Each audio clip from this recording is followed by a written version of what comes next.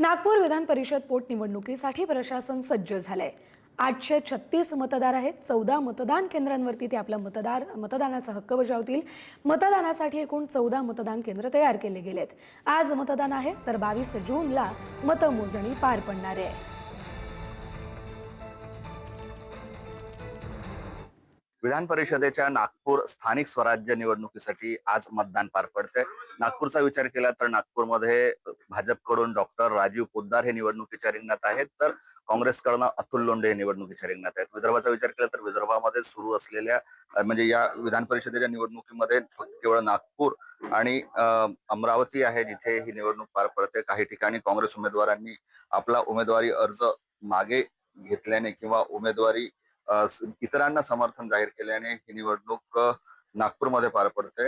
नागपूरच्या या तहसील ऑफिसमध्ये इथे निवडणूक केंद्र स्थापित करण्यात आलेलं आहे। नागपूर शहरातील आणि म्हणजे नागपूर महानगरपालिकेतील जे नगरसेवकांचं जे मतदान आहे ते इथे पार पडणार आहे। सकाळी म्हणजे जवळपास 8 वाजेपासून हे मतदान सुरू झालेलं आहे आणि मतदानाचा हक्क बजावण्यासाठी काँग्रेसचे नगरसेवक सकाळीच पोहोचलेले आहेत। दादा काय सांगाल, पहिल्यांदा तुम्ही इथे मतदानाचा हक्क बजावतायत, इथे आलेले आहात, मी हे सांगणार आजच्या मतदान दलाद्वारे लोकशाही बळकट करण्यासाठी हा महत्वाची प्रक्रिया आज होत आहे।